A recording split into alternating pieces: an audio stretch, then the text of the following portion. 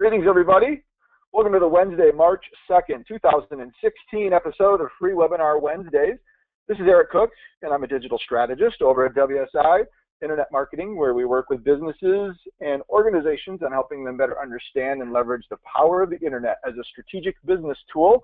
You can learn more about me and WSI and all the cool stuff that we get to do over at www.poweredbywsi.com. With me again this week, and we are back after taking a couple weeks off, is my good friend and Free Webinar Wednesday partner and co-founder, Mr. Jeff Simpkins. Jeff, say hello to everybody out there in the Free Webinar Wednesday world. Greetings, everybody. This is Jeff Simpkins, and I am with Community Bank Consulting, Inc. You can learn more about me and the services that we offer at www.communitybankconsulting.com. Awesome. So today's session is one that I am super excited about because it has a little bit of just, I'll say, just pure military badass associated with it, because it involves a Navy SEAL.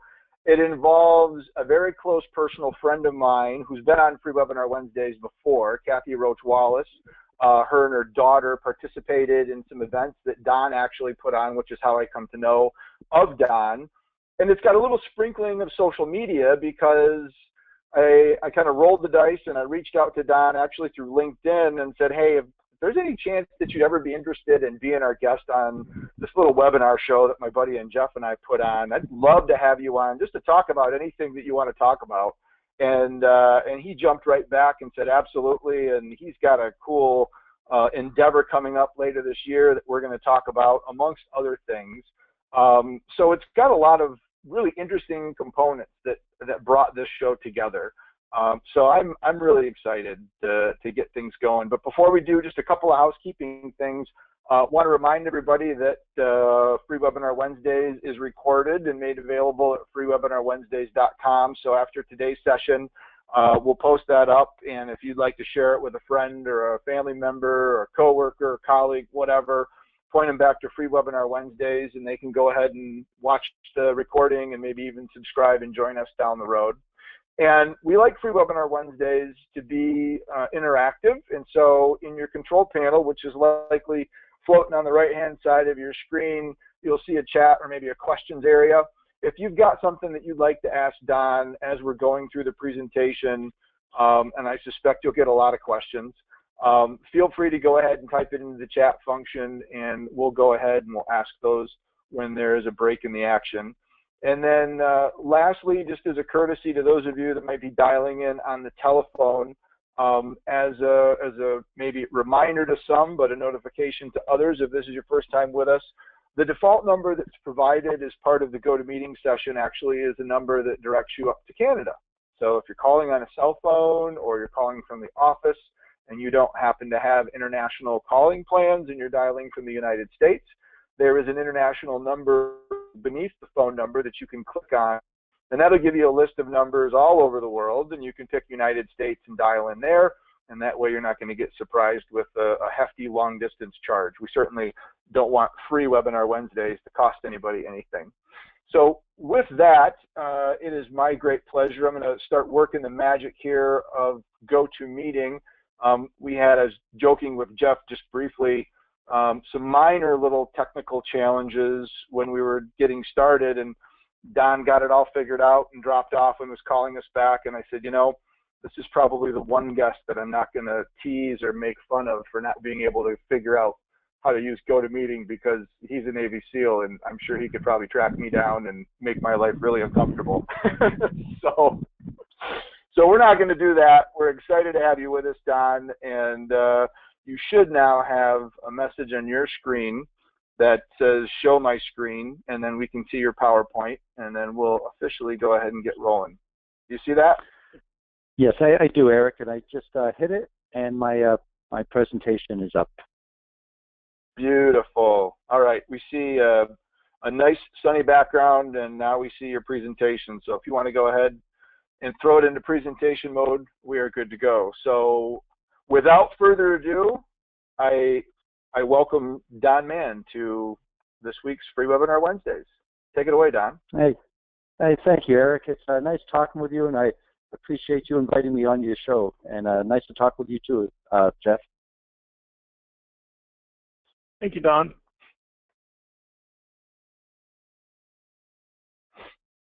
Would you like me to go through this right now, this presentation? Yeah, let's go ahead. I've got a bunch of questions that are rolling around in my head. I have a secret passion for Navy SEALs. I have a friend of mine that actually serves as a mom for the Naval Academy over in Annapolis, and she's told me some SEAL stories. So I am like a kid at Christmas morning here, just waiting to hear some cool stuff. And we've chatted a couple of times on the phone, but this will be the first time I've actually heard a formal presentation. I know it's going to be good and inspirational, and interested in hearing about your upcoming event with Mount Everest and all sorts of other stuff. So let's go ahead and roll right into it. Okay, Eric. And right at the top, I'm going to put show. And it should be clicking right now. Showing paused main screen. Nope. You want to go ahead and click on the play button, and then just go ahead and click through your slides. Got it. Okay. There we go. Okay. Well, again, Eric and Jeff, thanks for having me. This slide presentation, my presentation is basically something I put together a few years back, and I modify it for different audiences. And it's just, I've taken some lessons out of the life I've lived, and some of it was from SEAL training, some of it was SEAL missions, some of it was going on to work with the CIA afterwards, and as Eric very well knows, and a lot of it has to do with sports, the long distance sports, the sports that sometimes it's hard for anybody to really relate to what we're talking about when we talk about long distance sports. My screen just went black. I'm sorry about that. Gotta love technical difficulties. Sometimes Citrix doesn't play very nice with us, so we'll kind of get through it. Meanwhile, I'm going to go ahead and just double check. I know that your team was in process of trying to send me an emergency backup version of your presentation, so we'll see whether or not that's actually happened yet. But I'll be happy to go on without the screen. Yeah, why don't we go ahead and we'll just go on. We've got your kind of the Reaching Beyond Boundaries title slide up there. I suspect there's probably an intro slide that says a little bit about yourself, what got you interested in becoming a SEAL, what drove you to that. I've read the book by Marcus Luttrell, The Lone Survivor, and in that book he kind of claims he was a little bit of a hellion growing up and liked to cause trouble and raise ruckus, and the whole concept of Navy SEALs and kind of getting paid to be able to do that against bad guys was one of the things that attracted him to the world of SEALs. I don't know if you have a similar story, or if you come from a military family, or just a really patriotic guy, but maybe start with some of that, and then we can kind of roll in. Sure. And we'll see where it goes. Okay, and the presentation is back up too. So Marcus, Marcus has perfect. A similar background, and it's funny, when you go to a SEAL team, you'll see guys who came, they were maybe rodeo cowboys like Chris Kyle, Texans, like Marcus or Chris. They might be very, very religious people who spend a lot of time praying and going to church, and you'll never hear a swear out of their mouths. They're just very, very, very good religious, spiritual people. And some are athletes, and some come from the biker world, the radical motorcycle world. But one thing SEALs all have in common, they all get together, regardless of their backgrounds, and they're able to push themselves incredibly hard and to focus on a common goal, regardless of the walk of life they come from. This talk I'm going to give right now is basically based on some experiences I've had through sports, SEALs, agency. And I would like to begin with stating that my experiences, they pale compared to so many others in the SEAL communities, the special operations communities and in the community of big, long races, the 500 milers and the 600 milers. I broke my life pretty much down into goals. It sounds simple, but it worked. And I was able to accomplish most everything I set out to do by doing this. And I would pick out some very, very difficult, challenging goal that didn't seem possible to reach. And that'd be what I would consider my macro goal. And then I organized a bunch of micro goals to reach that macro goal. For instance, my first marathon, that was a macro goal. And I did a bunch of 5Ks and 10Ks and half marathons, which were micro goals to reach certain times and certain distances and certain mileages before I hit that macro goal. Well, the professional athletic macro goals and the accomplishments that I'm most proud of is becoming a SEAL. I am very, very proud of my background. And then going on to SEAL Team 6.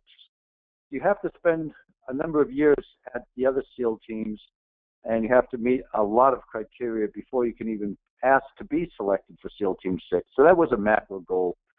And I always wanted to retire from the SEALs and then go on to work with the agency.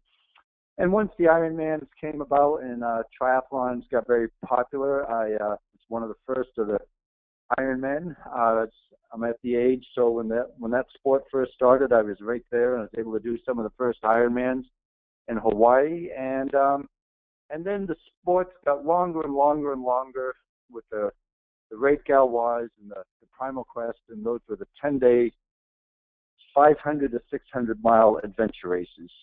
Those were pretty much the macro goals I'm most proud of. As a SEAL, I wanted to serve all over the world. So I did serve on the West Coast, which is SEAL Team 1. They cover the western part of the world. And I served on the East Coast, SEAL Team 2. But then when I got selected for SEAL Team 6, I got to serve worldwide at a Tier 1 unit. And that was the most rewarding part of my military career. I also got into writing. And my English teachers would be rolling over in their graves if they ever heard me say that, because school was never anything I was very interested in. I really focused on outdoor activities, and being indoors, I felt like I had chains on, and I didn't take school seriously, including English or writing. So I thought I would start writing for the Navy Times, just some training articles on how to stay fit. And that was a goal, a macro goal. And I brought that macro goal down to a micro goal. And I thought maybe my new macro goal might be to write a book. And now I'm on book number 12, just by using this system of micro goals and macro goals. As a runner, I ran my first marathon. It was Boston Marathon. I did that as a non-runner. And all I wanted to do was finish and not stop putting one leg in front of the other, and not bring the run down to a walk. I just promised myself that if I just put one leg in front of the other, even though I'm not a runner, I should be able to finish a marathon. And it worked. The time wasn't very fast. It was 3 hours and 44 minutes. But to run a marathon as a non-runner, a complete non-runner, I never ran in high school or anywhere. I just decided to do this because I wanted to get in shape as a motocross racer. So I went on and I figured since I ran a marathon, maybe I should do another one the next month to try to get my times down. And the next 3 years or so, I did 30 marathons. A lot of those were ultras, and was able to knock just about an hour off my marathon time, just using this macro goal setting things. And I've done the same thing in road cycling. I did the same thing in mountain bike racing, pretty much probably like Kathy has done the same thing. And then and adventure and triathlons and paddle racing, kayak racing, surf ski racing. And I think the last big surf ski event I did was we paddled all the way across the country from border to border in Chile to the Pacific Ocean through the Andes. And it was a 5-day paddle, and it was just snowing and hailing and raining the whole time. We never saw another person. Then we paddled from Key Largo to Key West, another 5 or 6 day paddle. And then for rowing, I went after the world record for my age group. So this has just been a theme of my life for all the sports I've competed in, setting a huge, huge goal which was my macro goal, and a lot of micro goals to get ready for that macro goal. And I started realizing this process of organizing goals, it doesn't only have to work in sports. I mean, it started working in other aspects of my life too. And some people could care less about sports or the military, but I think what I'm going to be talking about today, I hope that doctors can relate to it, accountants, you know, if you want to be a better father or better mother. It's just a mindset, and it's a philosophy. It's the same philosophy and mindset we use in the SEAL teams when we try to train young guys to be SEALs. And in the teams, we call it a combat mindset. I don't typically call it combat mindset unless I'm talking to the military. When the Ironman started out, I heard that there was this race in Hawaii where you get to swim 2.4 miles, and then you ride a bike 112, and then you run 26.2. And I was so excited about that race. I called the race director out there, Valerie Silk. She owned the race. And she said, yeah, we had this race. Only a few people have done it. It's about 15 people have done it. But you can come out here and you can stay at my house if you want to. So it's just fun being part of the initial startup of this new sport called triathlons. Well, that took over my life. I just loved the triathlons. I just raced all the time, and I was hoping to have over 1,000 races before I retired from racing. But I had over 1,000 races done in the 80s, and I'm still racing. So I actually set that goal, that macro goal, too low. But as Kathy has gone on and done doubles and triples, you know, my favorite was the Ironman, and then I just went on, and one day I thought if I could do an Ironman in a half a day, why can't I do 2 Ironmans in a full day? And I just had that macro goal of an Ironman for a year, and I did the marathons and the swimming and the bike events coming up to that. But then once I was able to accomplish that Ironman in less than a half a day, I thought, let's bring the Ironman down to a micro goal and make the new macro goal 2 Ironmans in one day. And it really works. It worked out fine. I'm still doing that. Now I'm 58 years old, and I'll still set high goals. I have one I'm working toward right now for the end of this month. I'm going to mention in a few minutes. But this micro and macro goal setting has helped me in every aspect of my own life.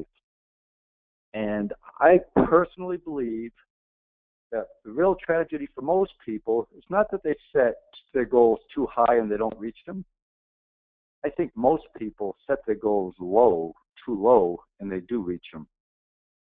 In the SEAL teams and in these long adventure sports, in my life, I simply feel that we have self-perceived limitations. Nobody else puts these limitations on us. We set them ourselves. So why not look at those and just blow through them somehow and make that limitation, bring it back down, bring it down to the micro goal level, get over it, and look at something harder and more challenging. Yeah. Hey, Don, just a quick check here. We're still seeing the title slide. I don't know if you've moved on, but I think maybe the GoToMeeting screen sharing is paused. You might need to click on the triangle to hit play again or to show your screen. So I just wanted to check on that. If you have moved forward on any slides, make sure that we're seeing updates. There we go. Perfect. Now we can see your slides. And the other thing that, the other thing that I want to mention there, and Kathy has talked about this a couple of times with regards to goal setting, and the concept of failure is not a bad thing, because like you had said, if you set your goal too low and you achieve it, you might be limiting yourself but have a false sense of success. And a lot of people may be afraid, whether it's in business or it's in endurance or sports, that if they set their goal too high, they might fail. But Kathy shared that provides a great opportunity to really understand things at a deeper level. Do you have a similar, I mean, I'm sure you rattle off a bunch of really awesome things, but my suspicion is you probably have failed a couple of times where you didn't achieve what you set yourself out to do. And do you take that away as an even bigger lesson in the process? I couldn't agree more with Kathy. And if somebody hasn't failed at accomplishing something big, I just don't think they've set the goals high enough. If you go and pass everything that you tried to do, and it's good, I got it done, I got it done. Well, that's not even a challenge. I would see that as a miserable failure. I read a lot about Reinhold Messner, who, in my opinion, is the greatest athlete, and he's one of my favorite philosophers too. And he's known as the greatest mountaineer of all time, but also he's known as the greatest mountaineer in the world, and probably the greatest mountaineer the world will ever know because of all his accomplishments. And a little analogy going to the climbing world, there are many climbs where he's failed the first time, went back, failed the second time, went back, failed the third time, went back. And during all those failures, he learned so many things he had to learn about that particular climb, where he'd go back on a multiple attempt or multiple, maybe the third or fourth or fifth time, and he would beat it. He would conquer the mountain. And so a guy like that, who's known as the best in his field probably ever on this planet, that's how he thinks as well, is that if he just went and climbed the mountain and didn't have a problem and succeeded the first time, he wouldn't see that as a challenge. And I believe that's what Kathy believes, and that's absolutely what I believe as well. Great, good. Well, now that we can see your awesome slides with the great pictures, I think we are finally good to go. So those are some great shots, and looks like a painful foot there in the top left, if I'm not mistaken. Yep. Well, so as an athlete, as an adventure athlete like Kathy, you do get to compete with some of the toughest athletes in the world, and people from all over the world and all types of walks of lives. But the one thing they do have in common is that they like pushing themselves, and that couldn't be more true. I'm not a loud, boisterous, or pound your chest type of guy, and I often got very intimidated by those type of people. I would get off to the starting line of a big event or a big climb or to SEAL training or something huge, and I would look around me and I would see all these people who just looked more the part. They looked fitter and they looked stronger, and their bios and their resumes were more impressive, and that used to intimidate me a great deal. So many times I'd start up at a race and start up on the line, and I'd want to go home because I got so intimidated. And it took a while for me to figure out how to get past that, and then to go up against these same people, not only to compete against them, but to beat them. And I think my very first lesson I had was a motorcycle racer, and that's all I did in sports. I raced motocross, which is racing on a dirt track. And I raced every weekend, and I worked on my motorcycle every week, all week long, and I talked and ate and thought about racing, and that's all I ever did. And I didn't work out or anything. And I had a very close friend who was a professional motocross racer, and I was a novice. So he was at the top, and I was at the bottom. And he asked me one day, we were both teenagers, he said, "Don, you want to go riding together?" And we went riding, and I couldn't even stay near him. He was so much faster. And he said to me, he said, if you want to go pro, you better start working out. And I said, "What do you mean working out?" He said, "Yep, you better start running. And if you want, you can run with me. I run 3 times a week." He lived in North Haven, Connecticut. He had a 10-mile route. He did that lap, a 1-mile lap 10 times. And I said, "Dave, I'll do that with you," without a clue what running was about. And Dave and I, we looked the same height, same weight, same body configuration. We're just 2 little skinny teenagers. And if you just looked at the 2 of us, you really couldn't tell a whole lot of difference between us. But when we started running, the differences were apparent. We ran the first mile, and I thought, that was hard. And then the second mile, I was thinking, boy, that was even harder than that first mile. I don't care for this. And then the third mile, I quit. And I sat down on the lawn, and I watched Dave run mile 4, 5, all the way up to mile 10. And it dawned on me during those last 7 miles that David ran why there was a big difference between us and why he was a professional and I was only a novice. It's because he knew how to push himself. And at that point in my life, I didn't know how to push myself. I wanted to become a champion, He was a champion. He was professional. But that lesson was one of the best lessons I ever had in my life, and it's lasted me a lifetime. We both dreamt of great success. The difference was he worked really hard at it. He pushed himself way beyond his comfort zone.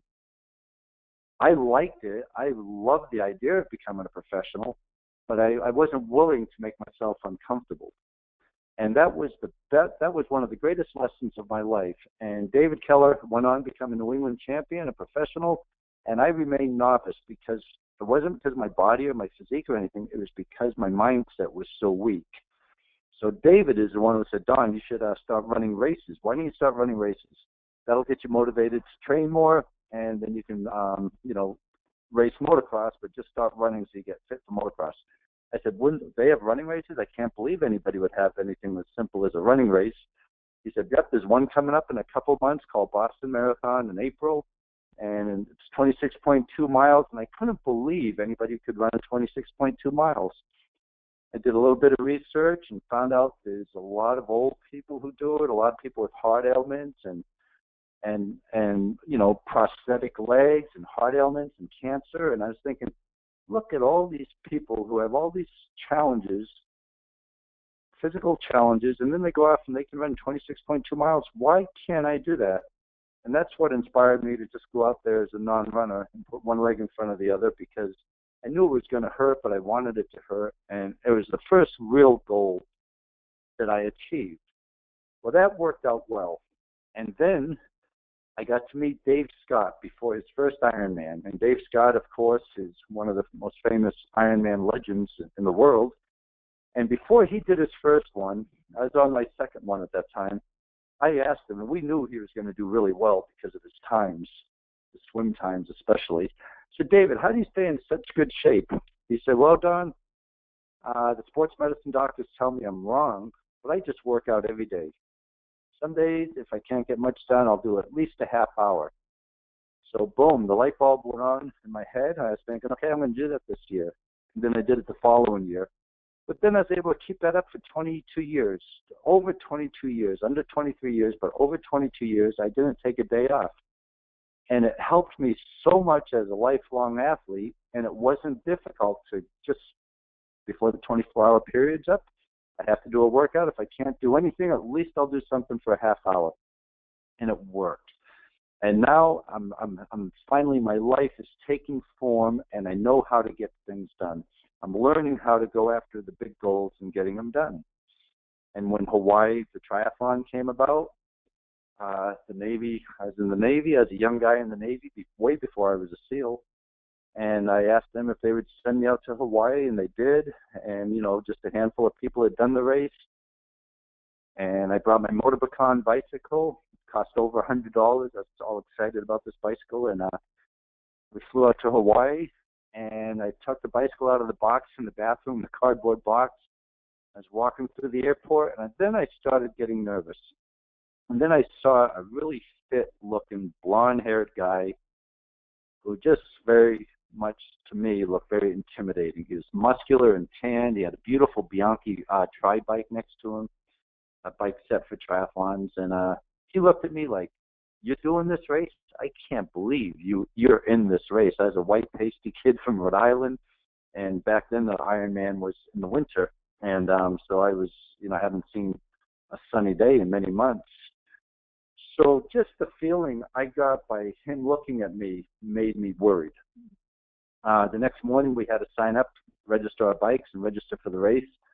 And my knees were shaking, my lip was quivering, and I was holding my bike, my Motorbacan, with my right hand. I was looking over to the left, and I couldn't believe the waves, how big they were. And this was when the race was in Oahu. The race was both actually Oahu. That was the last year for Oahu, and then the first year on the Big Island. And I was looking over at the waves. I was thinking, my God, they're crashing over the seawall. And I was thinking, I trained in the pool to get ready for this, but I've never swam in the ocean, any waves like that. I can't believe we're going to swim in that for 2.4 miles. And I was really starting to get worried. And the guys in front of me, one of them was that blonde-haired guy, and he had a lot of friends, and they were very loud, boisterous, saying about all the big races they've done and how excited they are that the water's really big because they're big rough water swimmers. And I really wanted to go home.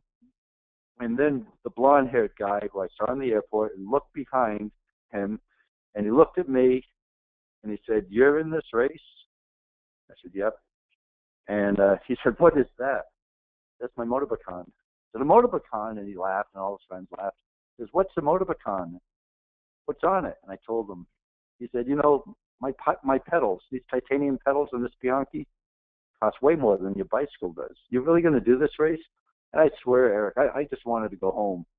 And I was looking at his bike. I was looking at him and his friends. I was looking at me, and I was thinking, what am I doing? And I was really scared I was the most scared at that point I was in my life. And we went out to the start line the next day, and I managed to get out of the water about halfway. And then, but something in my mind had changed. It clicked. A switch went off. And that switch was, hey, bring on the pain. This is going to hurt. But I have 274 people in front of me, and I'm not here to enjoy this. I'm here to beat those 274 people. So I put my head down, and I charged as hard as I could on that bike and passed 25 people. Now I got 250 to go, 225 to go, 175 to go. And I was just beating all these riders in front of me. And then I saw the guy with the green Bianchi ahead of me. And what he said to me was still echoing in my head, because he looked back at me and said, "So that's a motorbacon." And he laughed, and all his friends said, "Hey, leave the kid alone." But he laughed, and I kept picturing him saying that to me. And now I'm catching up to him, and I see him in front of me, and I'm thinking, I'm going to beat this guy. I'm going to beat him. And then when I passed him, I looked back, and I said, "So that's a Bianchi, huh?" And it was a big boost of confidence I had, because I was able to say that to him. And then I was thinking, okay, now I can't let him pass me. I'm getting a little mouthy here. I can't let him pass me. Now we're in 150th place, 125th place, 100th place. And I was watching the helicopter come down, following one of the riders in front of me. And the rider the helicopter was following was Gordon Haller, who was the Ironman champion. He had won the Ironman with a time of 11:44. And he was the first Ironman, and I had a picture of him in my room doing the Nautilus leg extension. I used to idolize this guy. I said, how does a person do an Ironman and then win and do it in under 12 hours? So I had my timing and my training figured, so 11:44 was what I had to try to break, 11:44. And it was Gordon Haller who was on my mind 18 hours a day. But now on my bike, I'm coming up, and I see that it's Gordon Haller in front of me. I couldn't believe it. And I got ready to pass him without drafting. And as I was passing, I looked at him, and with great respect, I nodded. I says, "Have a great race, champ." And I couldn't believe that now that guy who intimidated me so much, now he's way behind me, but I just passed the previous champ. And then I was going as hard as I could. Now I'm 75th or so, got in the marathon, halfway through the marathon, there's 13 miles to go. I'm in about 50th place. I knew I still wanted to go past 49 other people or so. And then the crowd was getting louder and louder. And they said, "Watch out, the champ's a runner. He's going to get you." And he was chasing me down. And now we're in 40th place, and we've got less than a mile to go. And I saw him on my right side of my peripheral vision. And he was pushing really hard. I couldn't run any faster at all. And he passed me right at the finish line. He's the only person who passed me in the race. And then we both ran in the water, and he hugged me. And he said, "Thanks so much for pushing me." And in my view, when the champion of the world's toughest race back then, when he hugged me and thanked me for pushing him, I mean, that really did a lot for my confidence. But more so, it taught me how to think. Taught me how to think that don't get intimidated by these other people. If you reach down further, if you push harder, if you're more willing to accept the pain than these other people, you're going to beat them. And that there, I mean, that was a long time ago, and I think of that all the time.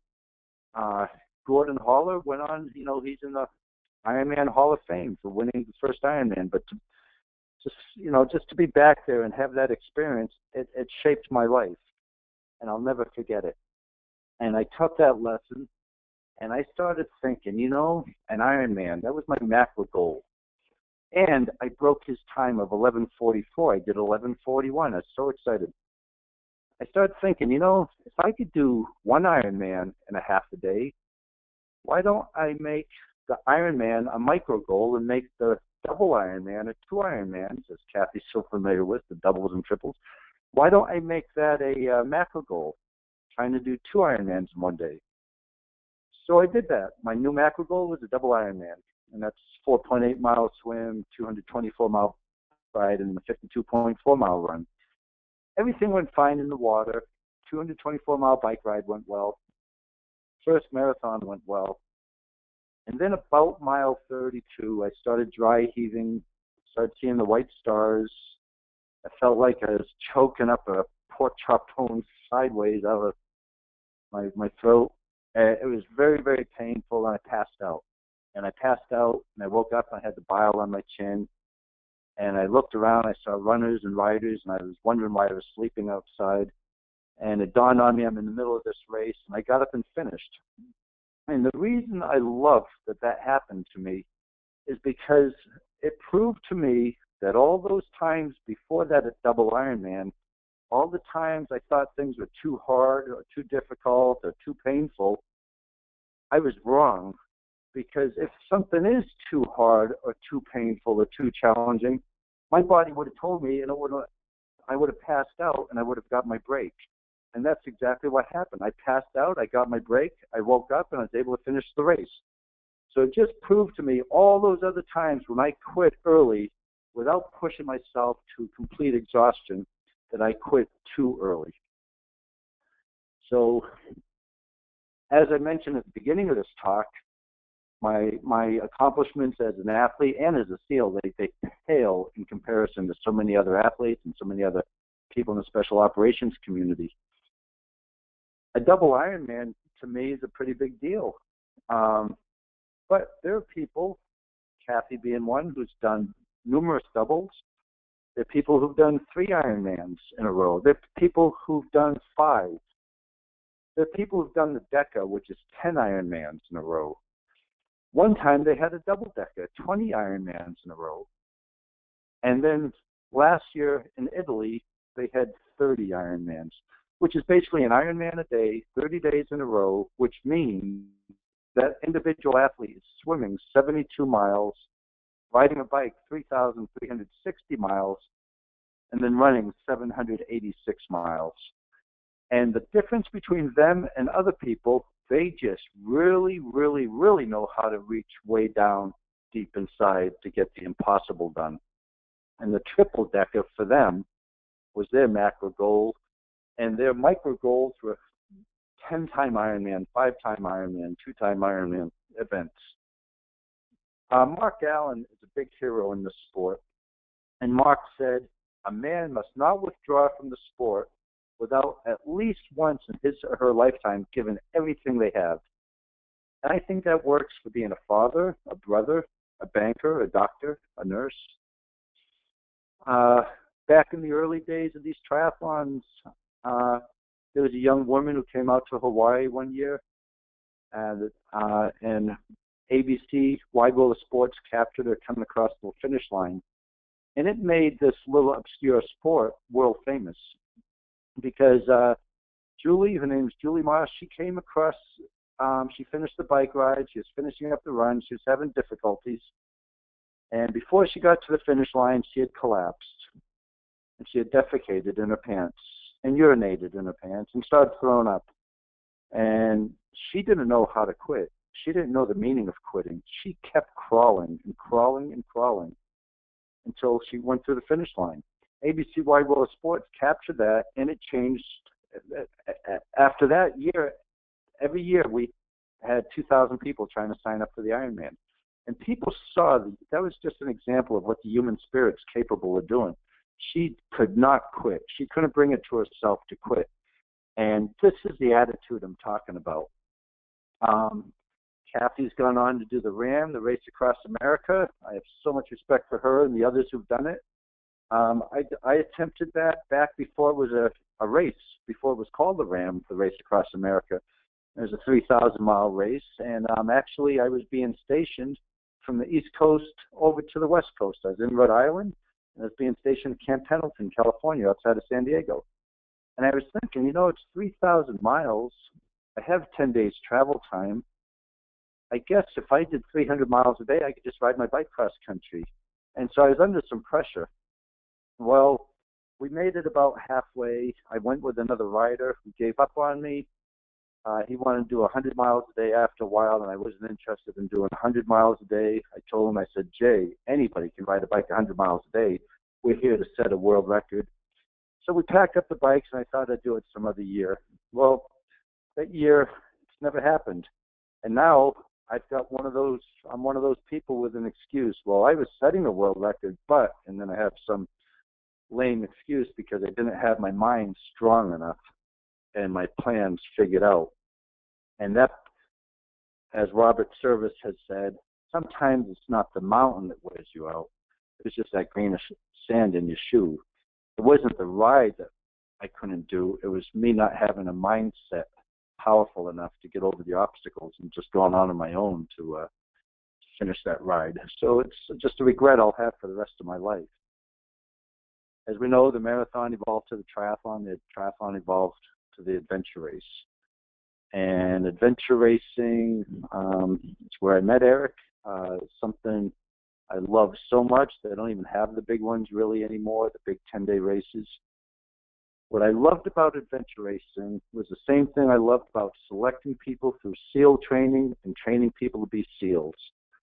Because the one thing that I quickly realized is you're not going to help the person if the person doesn't have the right mindset. But if that person has the right mindset, regardless of the talents or abilities, if the person has the right mindset, that's the person you want on your team. That's the person you want to give a chance to go through BUD/S, or the person you want to go through training to do a 500 or 600 miler with you. Strength, a lot of people say, I'm really strong because I can go in the weight room, I can curl 60 pounds 10 times. I mean, that's not really strength. Regardless of the number of pounds or the weights or the repetition or the event itself, strength doesn't come from something you can already do. It comes from overcoming something you once thought you couldn't do. And that's what strength is. Vincent Lombardi, he said the quality of a person's life is in direct proportion to their commitment to excellence, regardless of their chosen field of endeavor. It's so funny sometimes when I talk to the Brits and I mention bonking, they all giggle and they go, oh my God, he's going to talk about sex. Well, as we know, bonking, when we talk about bonking in our community, it's not pleasurable at all. It's very painful. And I've bonked. I would try to do it on a monthly basis.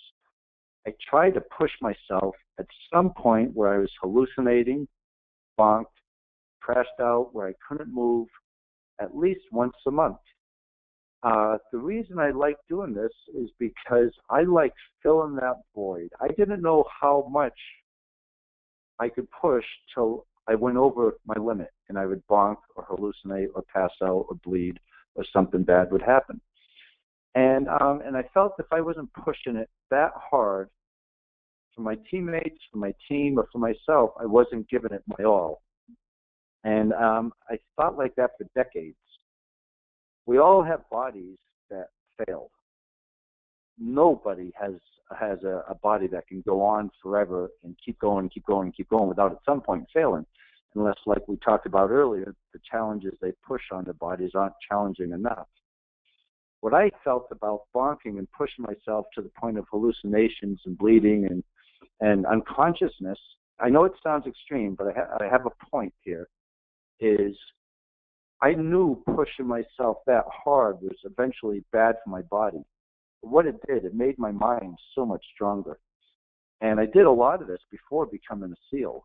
It just helped my SEAL training a great deal because I had the mindset when I went into SEAL training. It's really, really hard to be the person who doesn't give up, no matter how fast or how slow or how talented that person is. our bodies all would fail. But my mind kept getting stronger and kept getting stronger, which was bad for my body at some point because I kept pushing my body to points where I was hurting it. I eventually learned that don't go over that line. You go over that line and you're going to have physical problems. You push over that line too long, you give too much to that endeavor, that sport or that activity, you're going to have family problems perhaps or work-related problems. You can't go over that line and live past that line because it's bad for you. And that line changes in our lives all the time. But there's nobody on this planet who will convince me that going up and touching that line, then backing off, isn't the way that you'll get everything you can out of your life in that particular sport or endeavor. We have conversational pace and we have race pace. Conversational pace is you might see people walking around the park or running, jogging in the park, just talking, or on treadmills in the hotel, and they're talking, they're watching the news. It's fun and socially acceptable and all, and you can meet and greet with your friends. But at SEAL Team, we couldn't train at conversational pace. We had to train at race pace. Race pace is a lot more uncomfortable. It makes the non-race pace times all the more enjoyable because you can't be at race pace all the time in everything you do. But if you're training for a mission or working for a specific goal, going at race pace, we got a lot more accomplished at race pace than we would have if we stayed at conversational pace. It basically means going way out beyond your comfort zone and operating at your full performance level and reaching for that line. If you go over the line, it's going to hurt and it's bad for you. But at least fill the void so the void doesn't go unfilled. In so many people's lives, at the end of it all, they've had a lot of void in their lives where it wasn't filled, and they probably could have done whatever they do much, much, much better, or have given a lot more to it. In the Tour de France, they'd say, let's go out and empty the tank. Let's give it all we have. So again, if I got to the mindset where if I didn't give it my all, I felt I was cheating my team. I didn't want to sell myself short. I didn't want to sell myself short for the sake of the team. And I believe bonking was the ultimate test. Reinhold Messner, there's not an athlete on this planet I respect more than him. Reinhold Messner, he's climbed Everest without oxygen. He's climbed. What he'll do, he'll get his gear together. He'll look at some Himalayan peak, some mountain somewhere in the world that's never been climbed. He doesn't take the beaten path. He goes on a route that hasn't been climbed. He'll go without oxygen. He'll go solo, and he'll tell his folks, I should be back in a couple of months. That, to me, is the epitome of reaching way, way deep down inside and achieving what you would think is not possible. And the slide that's up right now is a picture of Reinhold Messner. He doesn't look like a physical specimen by any means. If you saw him walk by a conference room or the park, you'd just think he was some typical guy. But that guy, his mindset and how he has the ability to reach so deep and achieve what most people thought was impossible, and he keeps going on and on and on across the South Pole, the North Pole, Gobi Desert. The guy's incredible. And it's his mindset. It's not his body or a gift that he has. Dave Horton lives here in Virginia, not too far from me. He lives up in Lynchburg. And he's one of the greatest runners in the United States, long-distance runner. He ran across the United States once at 65 miles a day. He's just an incredible runner. But he told me something once that I think reaches far beyond the running community. He said, Don, if you want to test your body, go ahead, run a marathon. Anybody who wants to test the body, go run a marathon. But if you want to test your mind, do an ultra. Do a 50K or a 50-miler. That'll test your mind. But if you want to test your spirit, if you really want to test your inner spirit, go ahead, do a 100-miler. And I think that just pertains to so much more than running, and I always think of him and him telling me that. As a SEAL, some of the guys I worked with are just incredible. They're legendary. I had Medal of Honor winner get the Medal of Honor from President Obama this week. I'm just so proud of those guys. They are tough as nails. these SEALs, and so are Rangers, and so are Delta Force guys, and Special Forces, and Marines. And, you know, in the athletic adventure racing world, we have like guys like Mike Closier and Ian Adamson, and just these physical specimens. But I really think one of the toughest people I ever knew was Angelica Castaneda. And when I met her, she was 53 years old, and I was worried she wasn't going to bring enough food with her in one of my races. We're going to do a race in South Africa together. I said, Angelica, I've seen you bonk on TV before. I want you to have more food than that little bag you're showing me for 10 days of travel. And what she told me gave me the chills. And she was from Austria, and she had a beautiful Austrian accent. She said, Don, don't worry about me. I'll be okay. I'm not going to die on you. I might feel like I'm going to die, but my body will eat from itself. My God, when she told me that, I got the chills. I'm thinking, this woman is great. This greatness sitting in front of me. And I had 4 solid, myself and 3 other super great athletes, SEALs on my team, and we had to pick a woman, and she was 53. We didn't want to pick an older woman, but there was no doubt in my mind after just hearing her say that to me, that she was a woman I wanted on the team. And her resume was unbelievable as well, but she was quite a bit older than the rest of us. And when she told me that, I knew she was serious. And that was Angelica Castaneda. Well, we went on and we became really good friends. And I've seen her bonk, and I've told her about my bonking. And I weigh 190 typically, but I went from 175 to 138 once, where just your muscles start eating away. And you can smell it happening, and it's a terrible smell because your mind is so powerful. You just can't go. I'm not going to stop. No matter how much it hurts, I'm not going to stop. I don't need sleep. I'm not going to stop. And you go through all your fuel stores, your sugar stores, and then your mind keeps saying, go, go, go, and your body has nothing left. So what it does is it starts breaking down your muscle, and it's used as energy. And you come back from these races sometimes, and I went down below 140 pounds a few times. And it's terrible for you going over that line. I just say touch the line and come back. But when I saw Angelica bonk, I wanted to make sure she wasn't going to bonk on me in this race. And she told me, don't worry about me. I will not die. My body will eat from itself. Well, not to repeat myself, but you go over that and you can end up in the death zone and you can die. And it's twice I've done that to myself, where my liver and kidneys shut down at one time, and I was dying. And I had to go in bed rest for a long period of time. I couldn't do anything, and I almost killed myself because I was pushing too hard. You can't go over that line. I would never, ever suggest anybody to go over that line because it's so bad for you. But if you self to the point of bonking, backing down, to the point of overdoing it, but backing down, I just think you get so much more done in the physical aspect. And it's an analogy for everything non-physical. But then again, we stay at that conversational pace. It's easy. It's within our comfort zone, way below our full potential.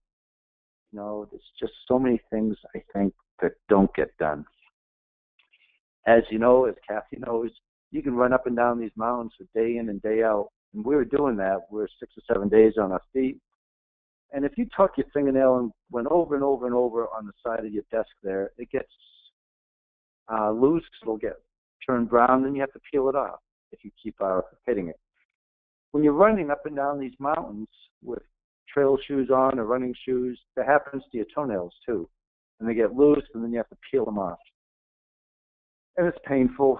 And I was taking off my 7th toenail one day, and Angelica was looking over my shoulder in that beautiful Austrian accent. She goes, Don, what are you doing?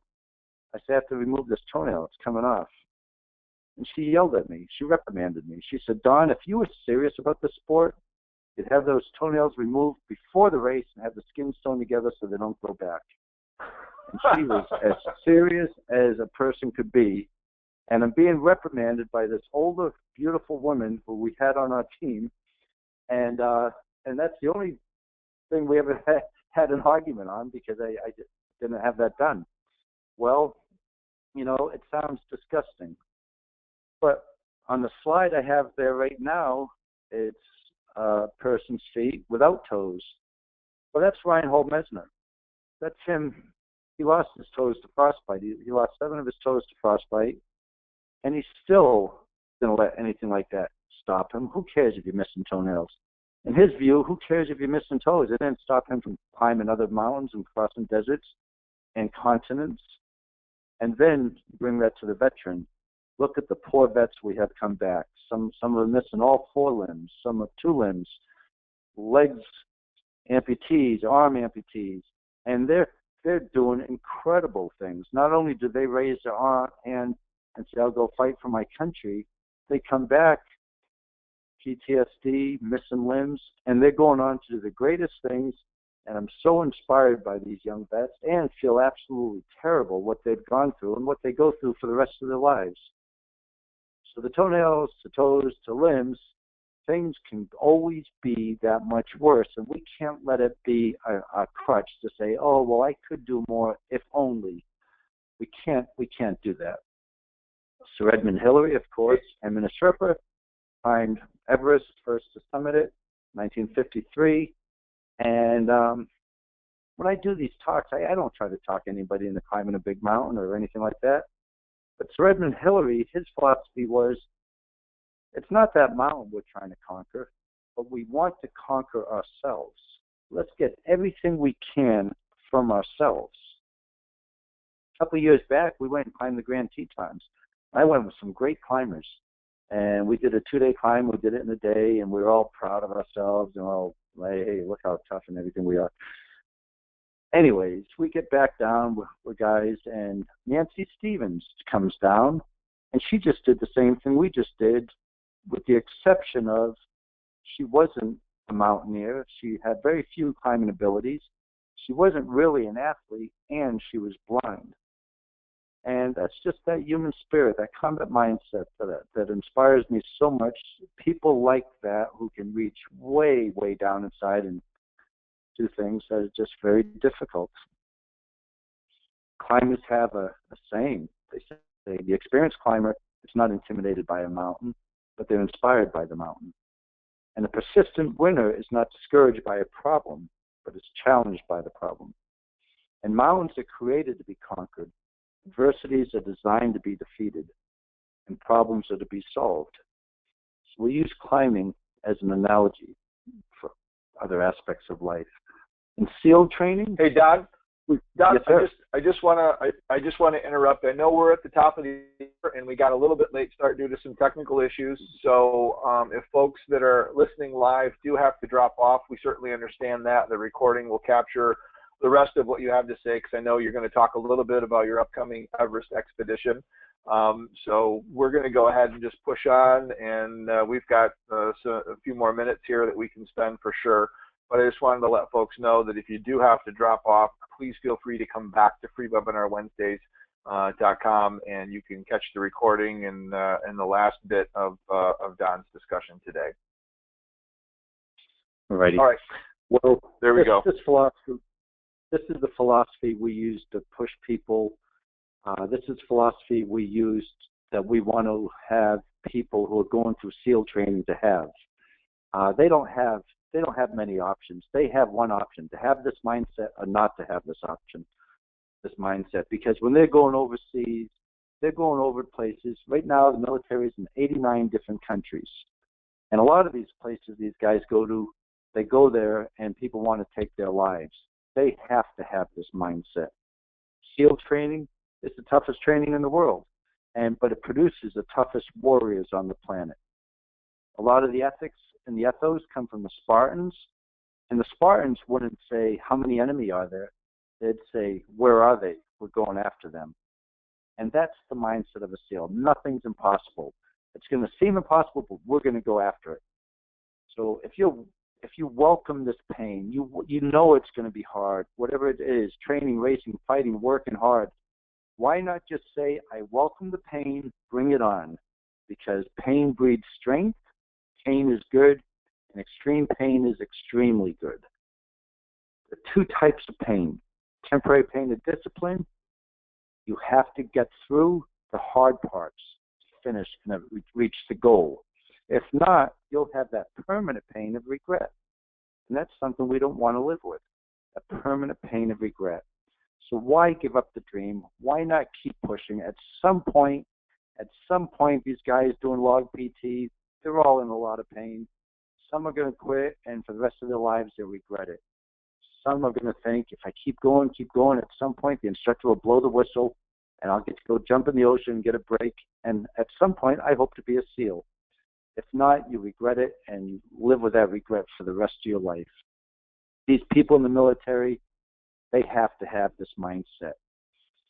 2 little simple training episodes we had in BUDS is they tie your hands behind your back, they tie your feet, and they throw you in the water. And you bob up and down, you try to get a breath of air. Well, we had a guy drowning or near drowning, and I saw him at the bottom of the pool, and 2 Navy divers pulled him up. We're thinking, this poor guy, he just died, and this is some serious training. And they resuscitated him. He lived. He had all the frothing at the mouth when they pulled him up, but he lived.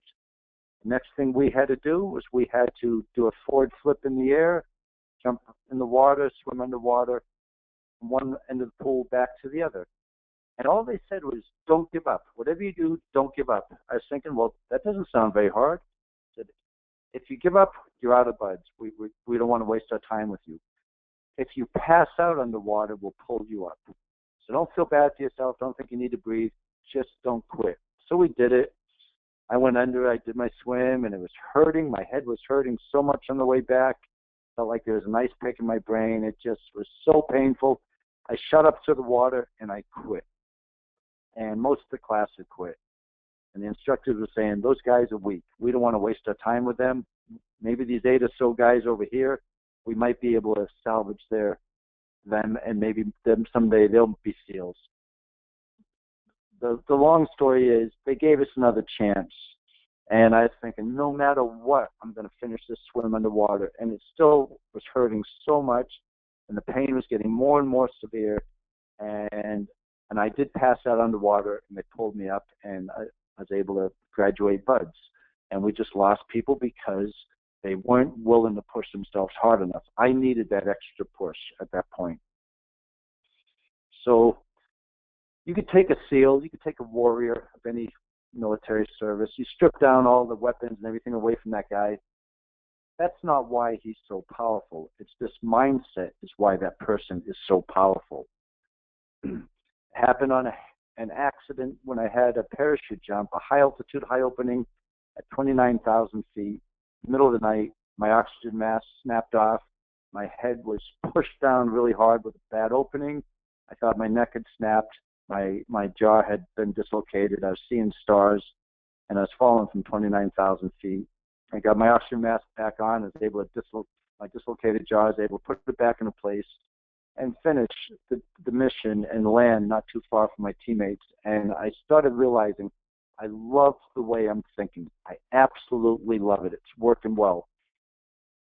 And Eric, I don't know how much longer you want me to go on. I can go right to the next adventure I have planned, or I can finish up the next 10 minutes or so, whatever you'd like. Yeah, I would absolutely love to spend the entire afternoon listening to these stories, but I think in the interest of time, just for the folks that do have to get back to their jobs, let's go ahead, because I want to make sure you get a chance to talk about Everest expedition, because that, in addition to pushing you beyond your limits and being another kind of macro goal, I suspect, you're doing that for a great cause. And, Frogman Charities is one of the sites that I put into the write-up,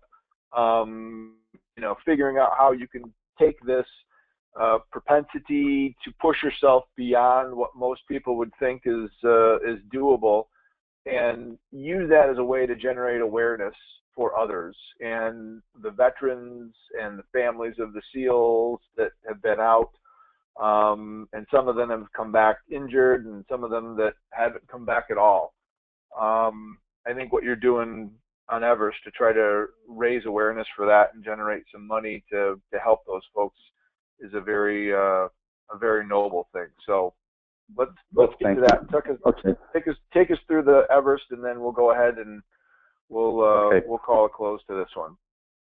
All righty. So one of the greatest tragedies in our lives, what we believe as SEALs, is not death.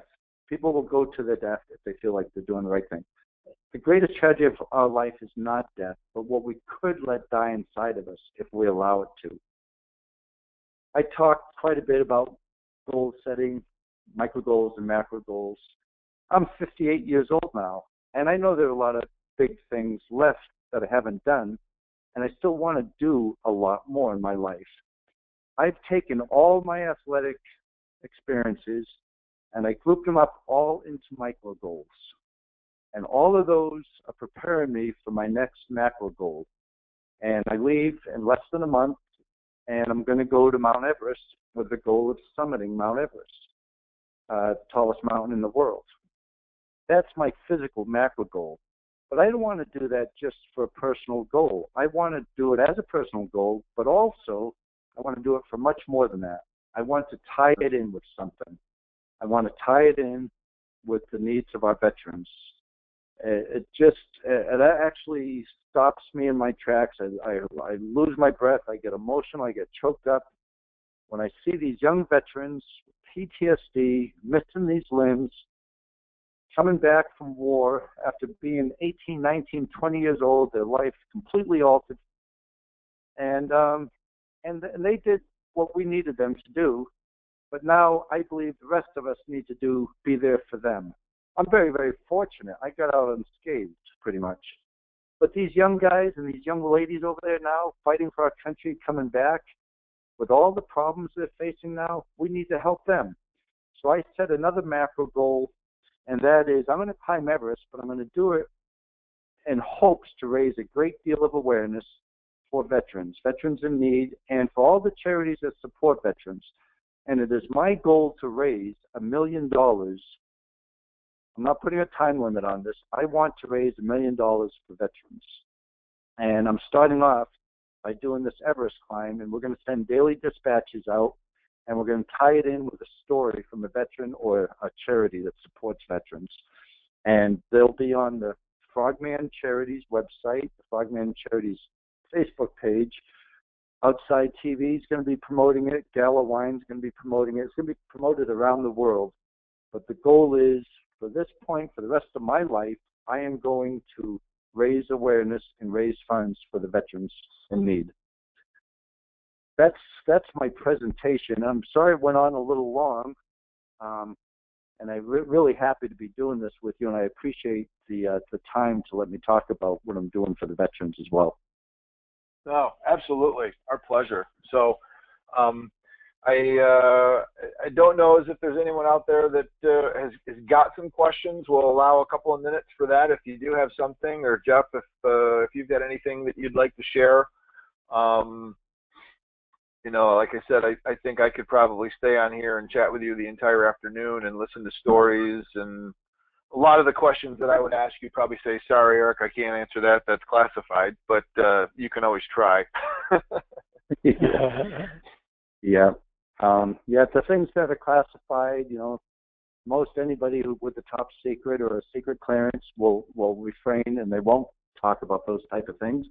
But there are things that we have done in training and in certain times in the military and the SEALs that you can talk about. And I believe if you talk about them and it can help other people, it's worthwhile to talk about them. Absolutely. So, hey, Don, can you just go back a page? I know we've got a question wondering what social media accounts you've set up so that they can follow you, your Frogman Charities, and then also the effort. I know you've got a Facebook page, you've got a Twitter account, you've got an Instagram account. I believe that those are all just under Frogman Charities, if I'm not mistaken. They are. That's right, Eric. Frogman Charities. Yeah. And my name, Frogman Charities. Yep. So Don Mann. So you can go ahead and find that. And then, of course, if you need some help tracking down Don, by all means, reach out, and I can definitely put you in touch. So kind of an interesting little side story. There's another Don Mann in my address book who used to be kind of the head of the banking division here for the state of Michigan. And Google at one point actually merged the two of you in my contacts without me realizing it. And when I thought I was calling Don Mann the banker, I surprisingly got Don Mann, the former U.S. Navy SEAL Team 6 member, and I kind of had to think on my feet, but it was a good little conversation that we had otherwise. But there's probably only one Don Mann SEAL member out there that you can find. Yeah. Well, Eric, yeah, anytime I can ever do anything for you, and I'd be happy to. And please send my best to Kathy. And again, I appreciate the time to be on the show. Absolutely. So, well, for those of you that are still on, and we do have a good number of folks that stuck around, we appreciate going over a little bit. I know we're about 15 minutes outside of the hour, but this has been a great presentation. Would encourage you to go to the Frogman Charities, Don Mann's website. I think there's a GoFundMe page where you can provide some financial support if you'd like to offer that up as well. Don is very modest in not mentioning that, but I will bring that to the attention of our listeners as well, and we'll maybe put some of those links in the show notes. So if you'd like to support Don and try to help make his goal of getting to the $1 million a reality, you can play a part in that. But Don, this has been a great show. Thanks for joining us today, and we'll go ahead and we'll close it. We will be off next week due to some travel and conferences, but the following week we will be back at freewebinarwednesdays.com. So until then, have a great week. Keep an eye on the site for the recording replay of this, and we'll see you at freewebinarwednesdays.com. Bye, everybody. Thank you, Eric. Thank you, Jeff. Thank you.